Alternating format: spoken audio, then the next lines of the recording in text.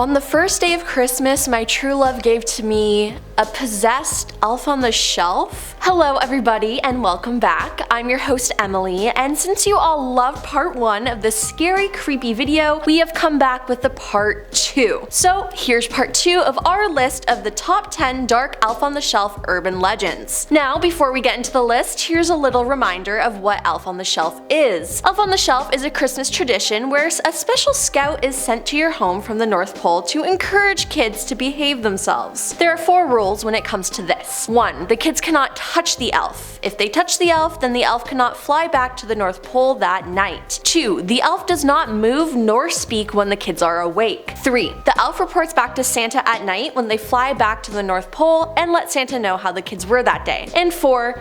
Be kind to the elf and others. Now let's jump into these urban legends. Number 10. The elves want the children to cause harm. The elves are there to make sure that the kids behave well, right?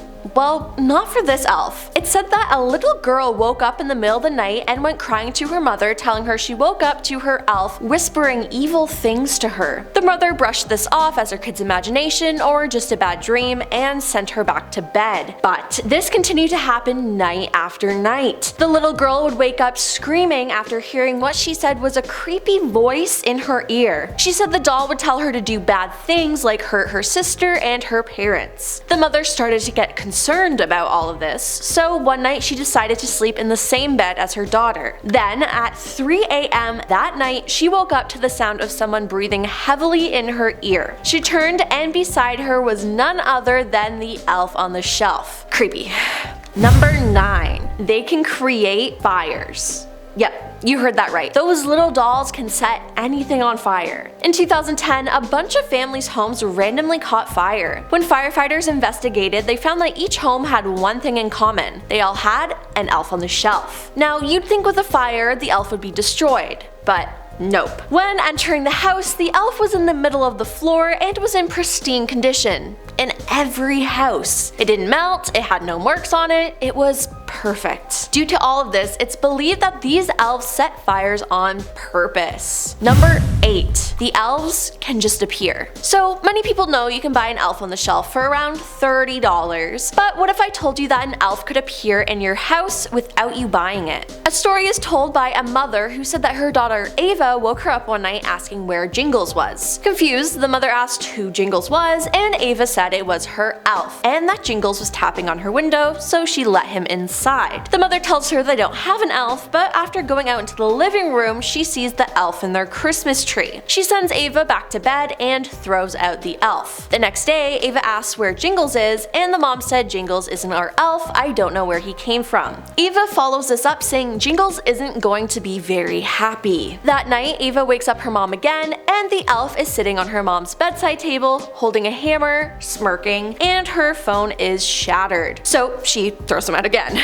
On Christmas night, the mom eats the milk and cookies for Santa and finds Jingles back in the Christmas tree. She also finds a note from Ava that said, Jingles is mad at you and says this is what I have to do. He says he will take me to the North Pole and I will meet Santa and get lots of presents. He tells me things at night, and last night he told me to put the funny powder in your milk. After reading this, the mother threw up and fell to her knees in front of the Christmas tree, where she saw Jingles on the floor in front of the tree next to the presents. And the last thing she saw before passing out was 3 boxes of rat poison that he was sitting on. Number 7. The elf can travel from different houses. As if an elf moving around your home by itself isn't creepy enough, apparently these elves can travel to different houses without being noticed. A college student went back home for Thanksgiving and her elf Humble was on the mantelpiece. Her younger sister Jenna still believed in the elf, so it was set up. The next day when she was going to leave, her mother asked her if she knew where Humble was, as he was missing. When he couldn't be found, her mom told Jenna. To everyone's surprise, Jenna was delighted at the news. She said that she told Humble that she was worried about her older sister living away from home and asked if he could spend some time at her apartment to make sure that she was safe. And that's where he must be. After the hours-long drive back to the apartment, she got inside and found Humble in the kitchen. She took a picture and texted it to her mom with the message, "Did you do this?" which she didn't. They had no clue how it got there. The next day, Humble disappeared and reappeared back at her parents' house. The day after, it came back to her place, so that night she set up her phone to record Humble, but her phone malfunctioned and Humble escaped back to her parents' house. He had gone back and forth between the houses for weeks and had the older daughter freaked out,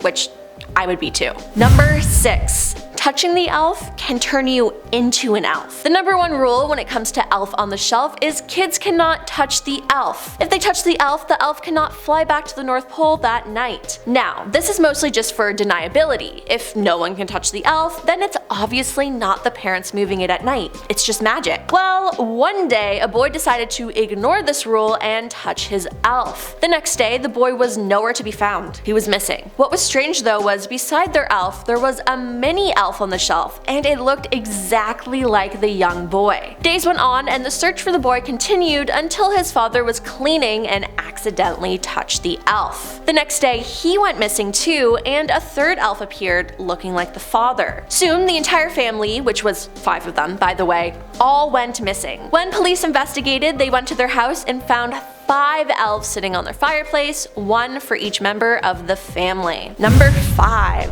They can be possessed. Ghosts and demons love to possess children's toys, and my question is, why? This story starts with a couple who decided they wanted to buy an elf on the shelf as a joke. They bought one, but they bought it from the dark web. Yep, the doll was marketed as a possessed elf on the shelf, and they thought it was a good idea to buy it. So they purchased it, but as soon as it arrived to their house, things got weird. I wonder why. Paranormal events started to happen, and they were haunted for months. All I gotta say is, they did it to themselves, so am I really supposed to feel bad for them? Number 4. They will move in front of you to scare you. This story was posted on Reddit with the title, "I've seen my elf on the shelf move multiple times and I'm freaked out. Real story, need answers." The post reads, "I'm a teen and I've had a couple elves on the shelves. I never knew if my parents moved them or not, but then something strange happened. The first thing that happened was I was standing in front of my Christmas tree where my elf was sitting on, and I kid you not, it jumped over my shoulder. It did not fall, it went up and over.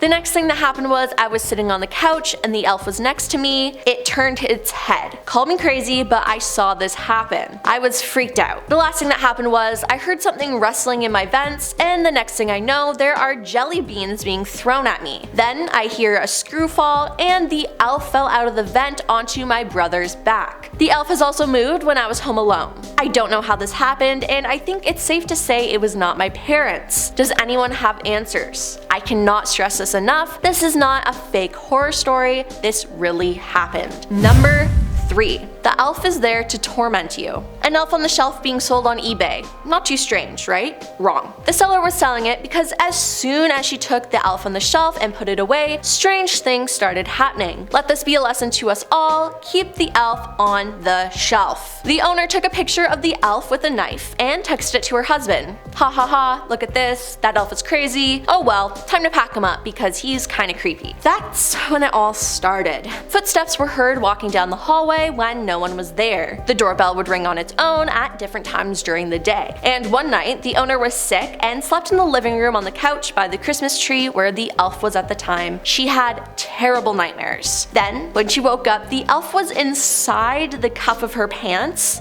Ew. She also said she saw a tall black figure in her house and that was enough for her. So she sold it to some unsuspecting fool on eBay for $39.99. Think about it. Someone literally paid $39.99 to be tormented by an elf.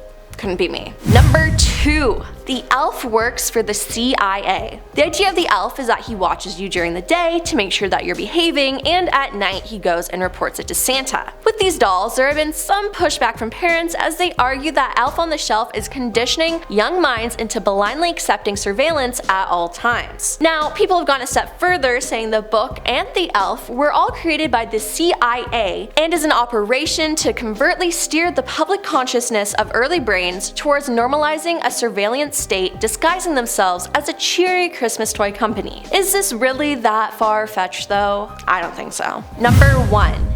you can trick the elf. Now, this sounds crazy considering all the other stories we heard, but apparently one young boy was able to trick the elf and still have a good Christmas. The story goes, there were two brothers. One was rather nice all the time, and the other was quite naughty. That is, until it was Christmas time. The naughty boy knew that his grandma's elf on the shelf would be watching him, so he always acted good during the holidays. That was until one day, he and his brother were play wrestling and accidentally kicked their Christmas tree and various ornaments fell off and broke. This happened in front of their elf and the boy was horrified, thinking he wouldn't get anything for Christmas. So he took matters into his own hands by doing something like a million times worse than accidentally breaking some ornaments. He ended up brother and his face, wearing it as a mask. He went up to the elf pretending to be his brother and apologized for the accident. When their grandma came back, he fake cried and said that his brother's death was an accident. You know, his face just came off by accident. No biggie, no biggie. The story ends with the boy being locked away in the hospital for Christmas. He was happy though, as he still got presents Christmas Day. My question is, how did he think killing his brother was better than accidentally breaking something? Or maybe, just maybe, did the elf possess him to kill his brother? Who knows? Well, that's all for part 2 of our list of the top 10 dark elf on the shelf urban legends. Which one freaked you out the most? Comment down below and make sure to like and subscribe while you're down there. I've definitely had enough of hearing all these stories about elves on the shelves, and I'm afraid I will be having nightmares about them forever. Well, I'm your host Emily, and I'll see you next time. Peace.